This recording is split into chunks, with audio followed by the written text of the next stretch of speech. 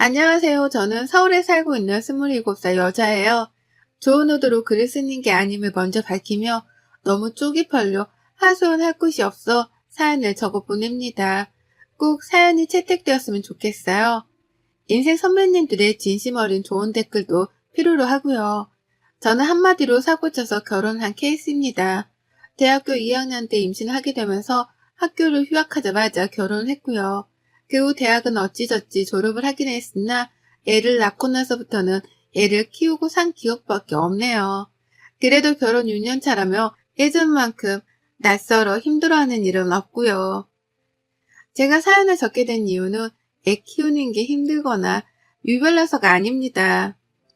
주제 파악을 하지 못하는 제 젊은 시어머니 때문이죠.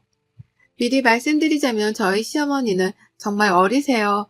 저도 사고를 쳐서 아이를 낳기는 했지만 저희 시어머니는 저보다 더 어린 나이였던 19살에 사고를 치고서는 남편을 낳으셨답니다. 남편이랑 제가 1살 차이니까 시어머니는 저랑 19살밖에 차이가 나질 않으셨어요. 그러니까 아직 반백살도 살지 않으신 젊은 어머님이셨답니다. 제가 임신을 했었을 적에 어머님은 본인도 아이를 일찍 낳았는데 아무런 문제가 없이 잘만 키우고 살았다며 적극적으로 저를 위로해 주셨어요. 지금 당장에 앞이 막막하고 큰일이 난 것처럼 느껴질 테지만 아이를 낳고 살아가다 보면 이게 얼마나 별일이 아니었는지를 알게 될 거라며 좋은 덕담도 많이 해주셨고요. 당장에 저희 부모님으로부터 원망과 미움을 사고 있었던 저는 위로해 주시는 어머님이 정말 신적으로 느껴졌었답니다. 꼭 성모 마리아를 보는 듯이 시어머니를 바라볼 때면 어머님 등 뒤에서 빛이라도 나는 듯 했어요. 그 정도로 저는 어머님이 좋았었답니다. 그래서 결혼을 하고 처음 2년 정도는 시댁에서 지낼 요랑으로 시댁에서 합가살이를 시작했었는데요. 너무 가까이 그리고 매일같이 서로 얼굴을 보며 살아서였을까요? 저는 슬슬 시어머니에 대한 실망이 커져갔고 그도 모자라 부끄럽기까지 하며 뭔가 수모를 견뎌내야 했답니다. 수모 따위를 안 겪고 살려고 해도 어머님이 자꾸 일거리를 만들어내시는 바람에 제가 민망스러울 수밖에 없는 상황들이 연속해서 일어나곤 했어요. 예를 들면 같이 사는 내내 장이라도 보러 갈 때면 어머님이랑 제가 꼭 같이 집을 나섰거든요. 식구가 늘어났기에 어머님 혼자 나갔다가 장바구니를 들고 오는 게 무리여서 제가 선뜻 도와드리고자 함께 나선 것이었습니다. 그런데 정말 전 태어나서 이렇게 목소리가 큰 사람을 처음 봤어요. 목소리뿐이게요. 뭐든 자기 주장이 맞다며 큰 소리로 떵떵거리며 우겨대는데 이렇게 고집이 센 사람은 정말 살다 처음이었습니다. 시장에서 사장님이 물건에 대해서 설명을 하면 어머님은 늘 의심이 가득한 표정으로 쳐다보면서 아닐 텐데, 아닌데, 그렇게 안 보이는데 라는 대답으로 싸움을 거셨어요. 본인이 시장 사장님보다 물건에 대해서 아는 게 더 많다고 생각을 하신 거죠. 그러면 사장님은 국내산을 국내산이라고 해도 뭐라 하고 국외산을 국외산이라 해도 뭐라 한다며 저희 시어머니랑 격양된 채로 말씀을 나누셨고 그 끝은 늘 싸움이었습니다. 한마디로 시장 바닥에서의 싸움이었죠. 시비는 누가 봐도 저희 시어머님이 먼저 거신 것이었고요. 매번 장을 보러 가는 매주 혹은 격주마다 이런 일이 생겼습니다. 그쯤 되면 시장 입구에서조차 서 있는 게 쪽이 팔려서 안 갈 법도 한데 저희 어머님은 창피한 것 하나 없다며 아주 당당하게 시장으로 직진을 하셨어요. 오늘은 좀 다른 곳으로 장을 보러 가실 법도 한데 바로 저번 주에 말싸움을 한 시장 아주머니가 계신 곳으로 또 장을 보겠다며 직진을 해서 가시더라고요. 그 덕에 온 시장 사장님들은 저희 어머님을 무슨 원수 보듯이 쳐다를 보셨고 괜히 옆에 서 있던 저도 같이 흘기는 것도 같은데 장보러 나서는 길이 그보다 끔찍할 수는 없었답니다. 언제까지 이러고 살 수 없다 싶은 마음에 몇 달 이 짓을 겪다가 그 후엔 저 혼자 장을 보러 나가기 시작했어요. 아예 어머님께 말도 없이 나가서 한 주 동안 먹을 장을 혼자서 사올 때도 있었고요. 그렇게 나름 저만의 노하우를 쌓아가면서 진상을 부리려는 어머님을 제 선에서 차단해 가는 법을 터득했습니다. 하지만 그걸로 끝이었음 제가 분가를 하지도 않았을 거예요. 그 밖에 동네 이웃들한테도 별소리가 아닌데 층간소음이라며 집에서 쓰는 빗자루를 들고 쳐올라가질 않나 집 근처에 산책로가 있는데 담배도 안 피우면서 어디서 가래가 그렇게 나와서는 계속 퇴퇴하고 뱉어버리시질 않나. 집 앞에 버려야 하는 쓰레기 봉지를 다른 빌라존에 버렸다가 카메라에 걸려서 경찰이 출동하질 않나. 그 밖에 뒷목 잡게 만드는 진상짓을 너무 많이 부리셔서 동네 관할 경찰관들 중에서는 저희 어머님을 모르는 분이 없었답니다. 저랑 저희 남편 그리고 시아버지는 무슨 잘못을 저지른 것도 아닌데 오고 가는 사람들한테마다 고개를 숙여 사과를 하는 게 버릇이 되다시피 했고요. 참 별별 꼴을 다 보고 나서야 제가 학을 떼듯이 분가를 하겠다고 선포를 했고 남편도 아이한테 나쁜 영향을 줄까 겁이 난다며 바로 동의를 하곤 집을 나왔어요. 그렇게 따로 나와서 산 지가 올해로 4년 차입니다. 용케도 버텨낸 2년이었고 그 시간 때문에 저는 시어머니에 대한 저의 선입견을 아직 다 고쳐내지 못한 중이었어요. 겨우 거리를 두고 사는 중이었고 집이 멀던 이유로 어머님은 저희가 먼저 찾아뵙지 않는 이상 제 발로 만나려고 하지는 않으셨어요. 다만 평소에도 아이 사진을 보여달라는 연락을 자주 해오셔서 대면대면함에도 불구하고 카톡 연락을 꾸준하게 하며 지내고 있었습니다. 유치원 입구 앞에서 친구들과 밥 먹는 모습으로 혹은 앞에서 걸어가고 있는 뒷모습 등등 구체적인 모습을 하고 있는 사진을 원하시는 바람에 저는 늘 시어머니의 입맛에 따라 사진을 찍는 게 버릇이 되다시피 했어요. 하여간 까다롭기로는 정말 1인자셨고 남이 불편해하거나 기분 나빠할 것이라는 배려 따위는 전혀 해주지를 못하셨습니다. 그러니 가장 가까이에 있는 사람 중 하나인 제가 피해를 가장 많이 보는 피해자가 되곤 했죠. 지금껏 결혼해서 살며 시어머니에 대한 얘기를 늘어놓자면 정말 한 트럭인데요. 불과 지난 5월 시어머니가 차를 뽑게 되면서 전보다 더한 진상살이가 시작되었답니다. 어머님께서는 기존에 조그마한 자가용을 가지고 계셨으나 사고를 내신 이후로 시아버지가 다시는 운전하지 말라며 그걸 폐차시켜 버리셨어요. 먼저 들이받고는 잘못이 없다며 배째라를 시전하다가 온 가족들이 출동해서는 블랙박스를 보고서 상대편 차량 주인분께 열심히 사과를 했었더랬죠. 그때 기억으로는 시어머니 또래 운전자분만 보면 횡단보도를 건너다가도 못 건널 것 같고 마트에서 마주쳐도 흠칫거리곤 합니다. 저희 어머님 생각이 나서 말이죠. 오죽했음 시아버지께서도 차를 폐차시키셨을까 싶은 마음이 들며 충분히 이해가 갔고 그 이후 암묵적으로 시어머니께서는 다신 운전을 하지 못하시는 줄 알았는데요. 글쎄 시어머니가 온 가족들에게 비밀로 하고는 차를 뽑아오신 거예요. 중고차를 어디서 구매하셔서 말입니다. 친한 지인분 아들이 초보운전용으로 타고 다니던 차를 판다고 해서 그걸 덜컥 사셨다는 거예요. 결국 그 바람에 어머님은 다시 차를 몰게 되셨고 저는 어머님의 조수석에 앉아 시어머니를 감시하는 역할을 맡게 되었답니다. 시아버지랑 남편이 부탁을 하셨거든요. 평일 대낮에 집에 있는 사람이라고는 저 하나뿐이니 저라도 어머님이 운전을 하실 때 옆에 꼭 붙어서 엄한 사람이 다치거나 욕먹지 않게 해달라고 말입니다. 운전을 어떻게 하는 건지 잔소리를 팍팍 해가면서라도 시어머니 버릇을 좀 고쳐놓으라고 말이죠. 저라고 별 수 있겠나요? 이미 진상 부리는 행동이 몸에 배어버린 사람인데 제가 옆에서 잔소리를 한다고 해서 뭐가 나아질 분은 결코 아니셨습니다. 다만 제가 그렇게라도 옆에서 눈치를 주면 어머님이 최소한 눈치를 보는 척은 하실 줄 알았네요. 이미 교통사고를 한 번 내신 분이니까 운전을 하면서 전보다는 더욱 조심하실 거라고도 예상을 했고요. 하지만 이런 당연한 저의 예상은 완벽하게 빗나가 버리고야 말았습니다. 사고를 내본 사람이라면 더더욱 주변 차량의 존재에 신경을 쓰고 사소한 것도 조심스러워하면서 할 텐데요. 저희 어머님은 정말 예상을 빗나가셨죠.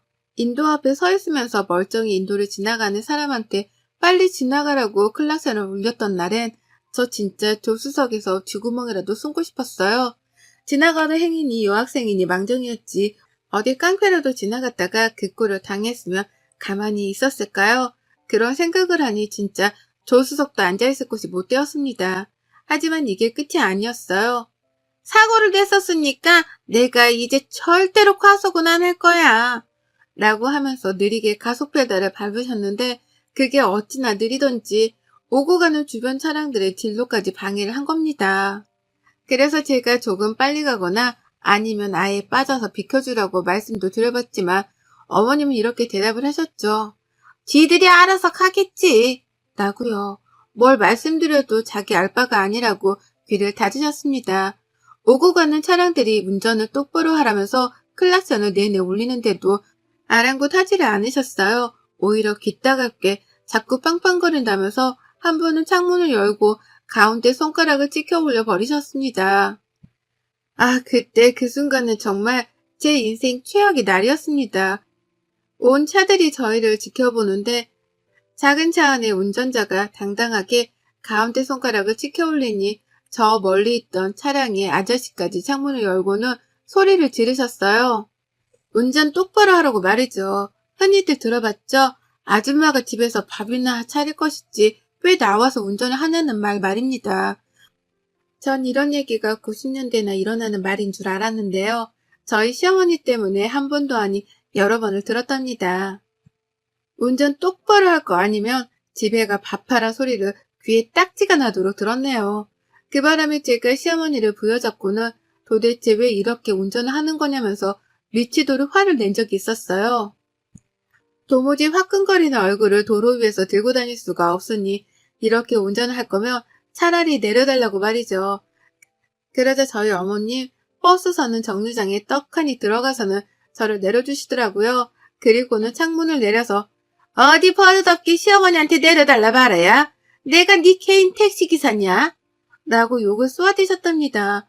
버스를 기다리는 승객들이 와르르 서 있는 정거장이었는데요. 모두가 저와 시어머니의 싸움을 목격했어요. 어머님은 욕만 남기고 호련히 그 자리를 떠나셨고 저는 혼자 남아 떠나가는 시어머니의 차량을 지켜보며 붉어진 얼굴을 숨기고 가느라 애먼 머리카락만 잡아 뜯었네요. 혹시나 아는 사람이라도 만날까 싶어서 두근거리는데 내가 언제까지 이러고 살아야 하나 싶어 숨이 턱 막히기도 했습니다. 그러나 결국 언젠가 사고 칠 거라고 예상했던 어머님이 치고야 마셨어요. 고 기다리던 그 사고를 정말로 쳐내신 겁니다. 그날따라 왠지 시어머니랑 차를 같이 타고 싶지 않았는데 어머님이 애사진을 보여달라고 전날부터 닥달을 하시다가 자연스럽게 시아버지가 병원을 가셔야 한다고 말씀을 하셨어요. 어머님 혼자 가는 거라면 제가 그냥 알아서 가라고 했을 거지만 시아버지가 가신다고 하니 괜히 신경이 쓰이더라고요. 그래서 애를 유치원에 보내놓고 시어머니 댁으로 찾아뵈었습니다. 시아버지께서는 나가는 순간부터 시어머니 차를 타기 싫다면서 입이 대빨 튀어나오셨어요. 몰래 차를 산 것도 모자라 운전을 계속하고 다니신다고 생각을 하니 화가 나셨는지 문 앞에서 시위를 하며 운전을 자기가 하겠다고 몰아세우셨습니다.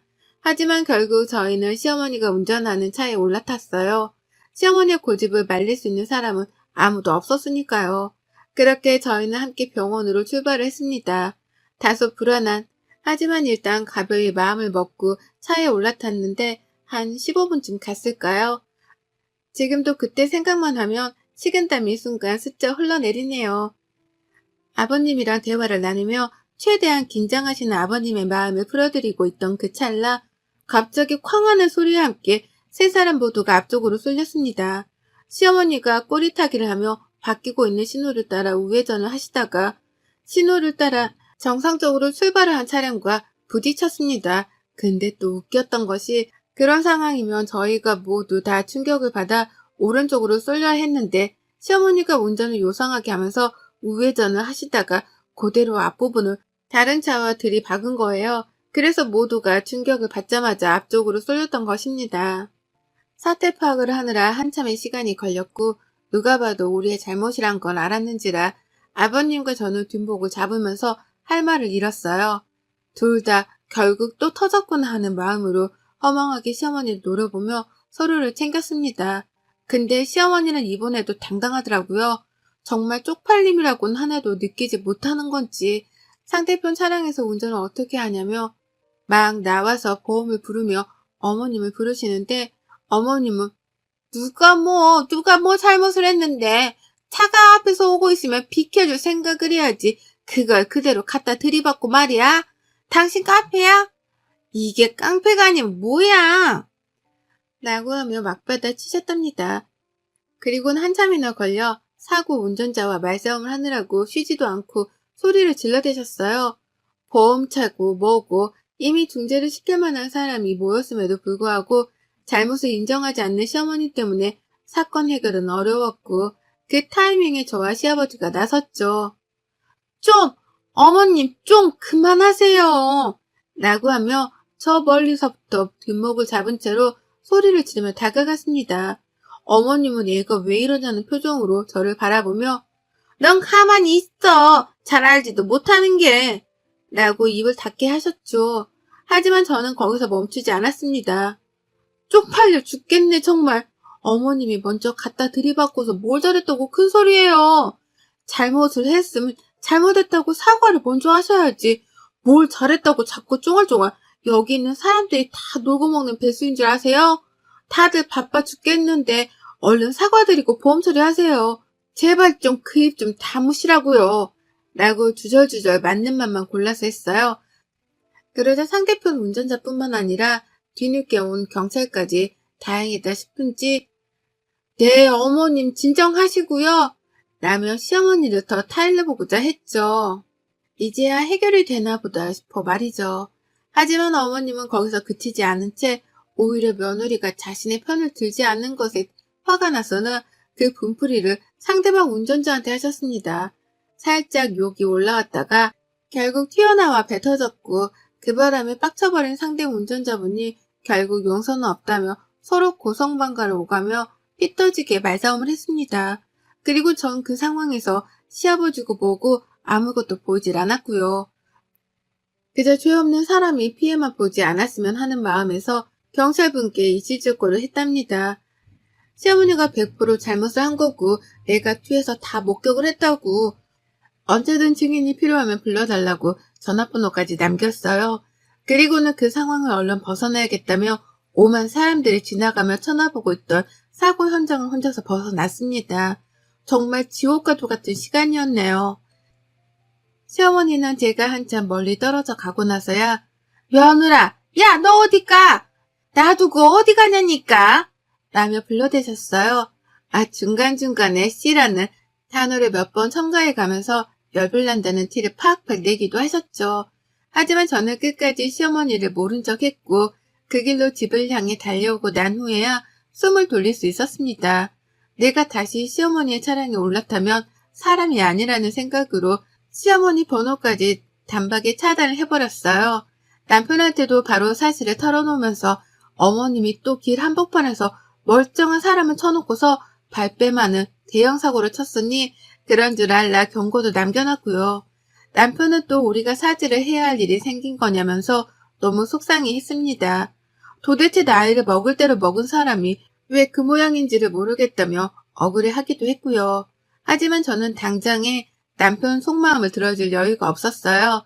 시어머니가 사고를 내긴 냈으나 그 충격으로 인해 앞으로 쏠릴 뻔하기도 했고 사고 후유증으로 마음이 계속 두근거리는 것이 기분이 너무 안 좋았거든요. 일단 저도 휴식을 취해야 했기 때문에 시어머니를 완전히 무시하고 모른 척하며 안정을 취했습니다. 그리고 그날부로 정확히 하루 뒤 주말에 남편한테로 시어머니 전화가 걸려왔어요. 근데 시어머니가 울고불고 난리도 아닌 채로 전화를 받으시는 거예요. 왜 그러나 싶어서 귀를 쫑긋거린 채로 들어봤더니만 세상에 어머님이 사고를 낸 그 당일 정말 많은 일들이 있었더라고요. 제가 시아버지고 뭐고 다 버려둔 채로 혼자서 집으로 도망쳐 온 후 말입니다. 제 딴에는 시어머니를 모른 척하며 무시하기 위해서 혼자 도망을 쳤던 건데요. 글쎄 저희 아버님은 아버님대로 혼자서 그 길로 도망을 쳤다는 거예요. 그러니까 제가 제 집으로 도망쳐 나온 그 사이 아버님은 그 길로 또 혼자 택시를 잡고 바로 가려던 병원으로 가셨다는 겁니다.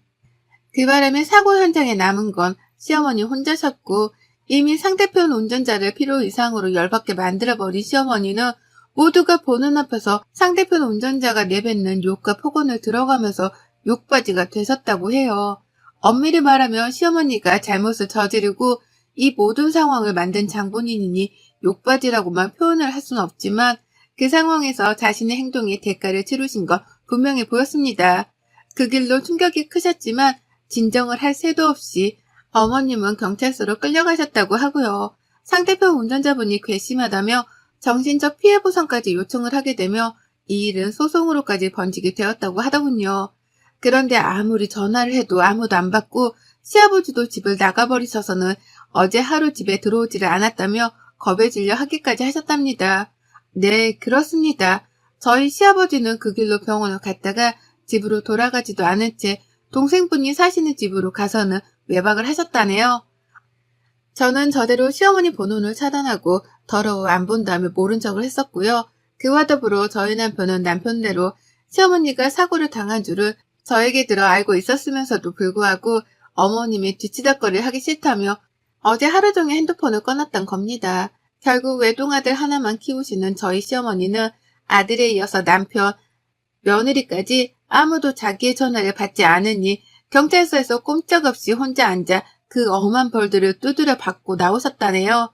상대편 운전자가 고소를 한다며 변호사까지 선임을 하는 사이 자기는 혼자서 아무도 없는 곳에 앉아 하염없이 가족들을 기다렸다면서 울며 전화를 해서는 따지는데 진짜 속으로 꼬셔서 죽는 줄 알았어요. 어찌나 서럽게 울면서 어디 있었냐고 저희 남편을 찾는데 남편은 시어머니가 우는 걸 들으면서도 아무 감흥이 없어 보였답니다. 오히려 또 저러신다면서 그래서? 그래서 뭐? 라고 퉁명스레 대답만 했고 시어머니의 반응은 뜻밖이었어요. 그렇게 남들한테는 진상이란 진상짓을 잘도 부리더니 자기 아들한테 받는 무시와 멸시는 참기 힘드셨던지 더욱 크게 우시며 대답하시더라고요. 내가 잘못했어. 내가 잘못한 거야. 다시는 안 그럴 거야. 라는 말과 함께 목이 빠져라 울고불고 난리도 아니셨어요. 생전 처음으로 시어머니 입에서 잘못이란 말이 튀어나왔고 그 말에 퍽 놀란 저희 부부는 다소 난감하긴 했으나 이따라도 버릇을 단단히 고쳐드려야겠다는 생각에 일단 전화는 끊어버렸습니다. 진짜 잘못을 했다고 생각하면 법적 조치도 달게 받으라는 말씀을 남긴 채 말이죠. 결국 진상 부리기 좋아하는 우리 어머님은 민폐 운전의 끝판왕을 선보이다가 피해자한테 욕이란 욕도 먹고 고소도 당하고 경찰서도 끌려간 걸로도 모자라 자식 배우자 며느리한테 무시까지 받는 최악의 결말을 맞이하셨답니다. 지금도 시아버지는 동생분 집에 계시면서 집으로 돌아갈 생각을 안 하고 계시고요. 저희 부부는 시어머니 연락을 일절 무시하며 버티고 있어요. 어떻게든 혼자 해결을 하게 만들어야지만 깨닫는 게 있을 거라면서 최선을 다해 어머님 연락을 끊어내는 중입니다. 뭐 어쩌겠어요. 평소에 잘 행동하고 살았음 이렇게까지 모른 척 하진 않을 텐데 이게 다 어머님이 뿌린 대로 거두고 있는 거죠 뭐. 여러분의 생각은 댓글로 남겨주세요. 오늘도 시청해 주셔서 정말 감사합니다.